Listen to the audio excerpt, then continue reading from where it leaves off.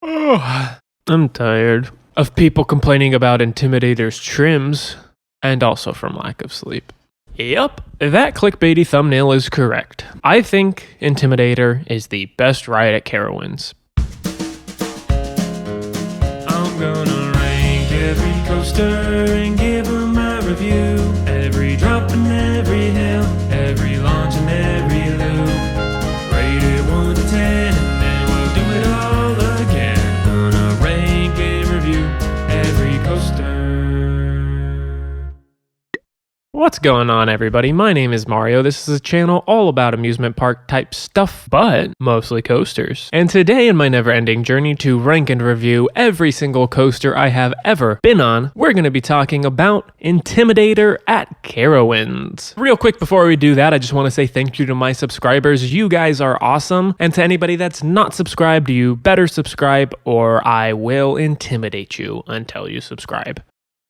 But without any further ado, let's review. Intimidator is a B&M Hyper coaster, and its purpose is almost solely to provide floater airtime. This results in a ride with great mass appeal, and it did seem to be the most popular coaster at Carowinds on my visit. Genuinely, every single time I heard somebody in that park talking about Intimidator, it was in a positive light, which honestly makes sense to me. It delivers a very high excitement factor while still having very low intensity, which I think makes it a perfect fit for thrill seekers of all levels. And this is why I really do think it is the best ride at Carowinds, even if it is not necessarily my personal favorite. But now let's take a quick look at Intimidator's stats. It has a maximum height of 232 feet, a top speed of 75 miles per hour, a hefty track length of 5,316 feet, and a long ride duration of 1 minute and 9 seconds. And you already know I love a long ride time.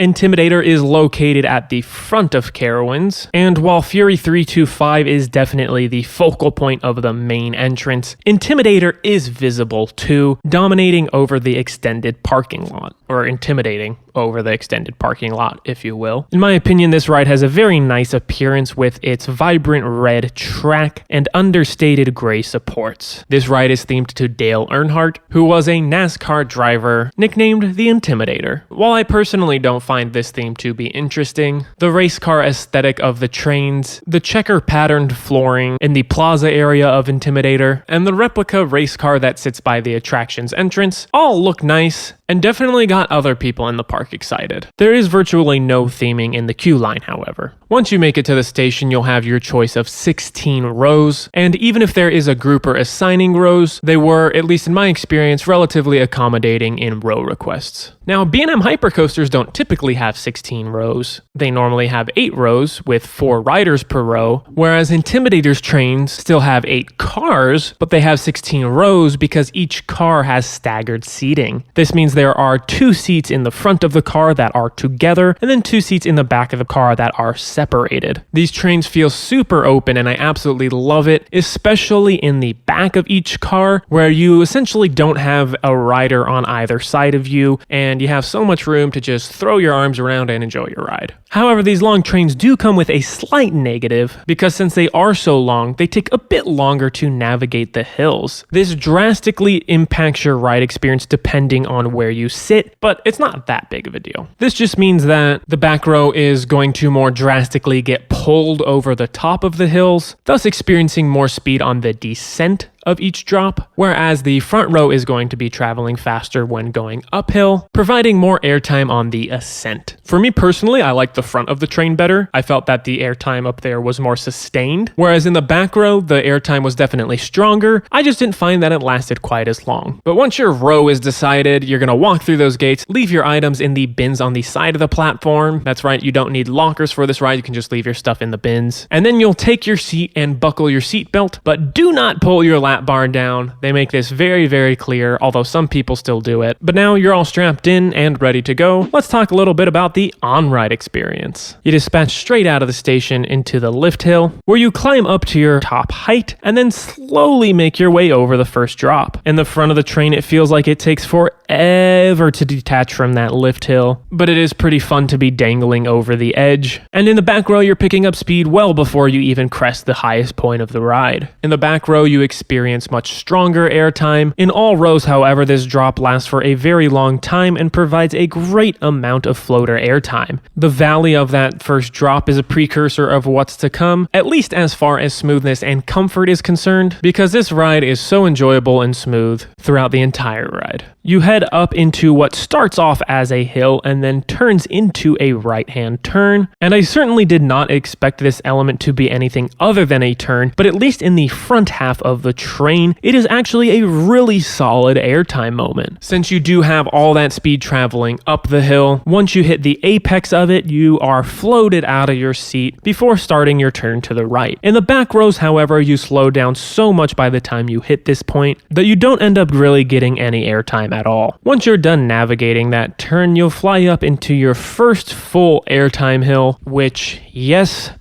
does have a trim on it, but it doesn't matter, okay? Time for me to go on my coaster enthusiasts are a bunch of little babies rant. Does this trim brake slow you down a little bit? Yes. Is it noticeable? Yes.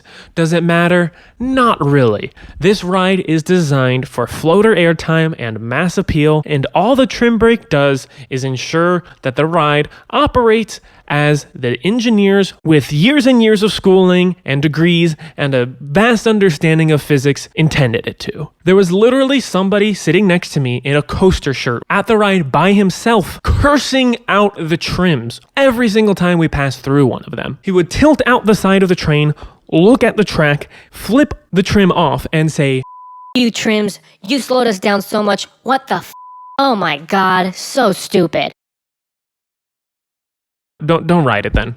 Did a single other person on the train care? Nope. Everyone was having fun because by the time they hit the apex of the hill, they're floating on out of their seat like the ride was intended to do. Anyway, that's the end of my rant. Thank you for listening. Let's get on with the ride. So you pass through that trim brake, which slows you down a little bit, hit the apex of the hill, and get glorious floater airtime. In the front row, your airtime starts pretty much right after you pass that trim, and it lasts through the entirety of the hill. However, in the back, you don't start getting airtime until you've crested the apex of that hill, which is again why I like the front row better. You then head into a turnaround that has very minimal forces, but does have a generally nice flow to it, as it starts banking to the right, then banks to the left to complete the turnaround, and then another right bank to line you up in the exact opposite direction from which you came. You then pass through another trim that slightly engages, but doesn't prevent you from getting more fantastic floater airtime, before hitting another hill that provides essentially the exact same sensation, but without the minor hindrance of a trim. Going up into the mid-course brake run surprised me with a fairly strong pop of floater airtime in the front half of the train, while providing no sensation in the back. The mid-course brake run itself didn't seem to slow the train down all that much, and then coming out of the mid-course brake run provided next to no forces in the front half of the train, but the back got a very strong pop of floater. The ride then features a 360-degree helix, and the entry into this element provides nice floater airtime for those sitting up front, but nothing for those in the back. This turnaround doesn't do all that much as far as forces are concerned, but this is where the ride takes your picture, and it is definitely a good photo op. It is also somewhat enjoyable to be hugging the ground, as you spend a lot of this ride very high up off of it. The transition out of the helix provides a fairly sharp drop off, even providing those in the front half of the train a mild dose of floater airtime, while those in the back get borderline ejector airtime. This is actually the strongest moment of airtime on the ride if you're sitting in the back row. It really caught me off guard because most of the elements on this ride have fairly rounded out profiling, but the sharpness of this drop really does provide an exciting pop of airtime. The transition up into the final brake run is nothing to scoff at either, as it is also relatively sharp, giving those up front a very strong pop of floater airtime, and those in the back row experience the same thing, but a bit more mild. And that's Intimidator. So, what would I rate this coaster? While I personally do like my roller coasters to be a little more intense, Intimidator does what it does perfectly. I could see how some people might find this ride boring due to redundancy, but the point of the ride is to provide as much floater airtime as possible. And I think that is incredibly fun. Not intense, but just fun. All that being said, I give Intimidator a 9 out of 10. It definitely goes a little under the radar being in the same park as Fury 325, but it is still good enough to land at number 37 out of the 241 coasters that I have currently been on. But that's enough of my thoughts on Intimidator. I'd love to know what you guys think about it in the comments down below, even if you hate it because of the trims. Go ahead and give the video a thumbs up if you liked it. Make sure to subscribe and also turn on notifications, and make sure you guys tune in next time where I'll be talking about whatever this wheel lands on.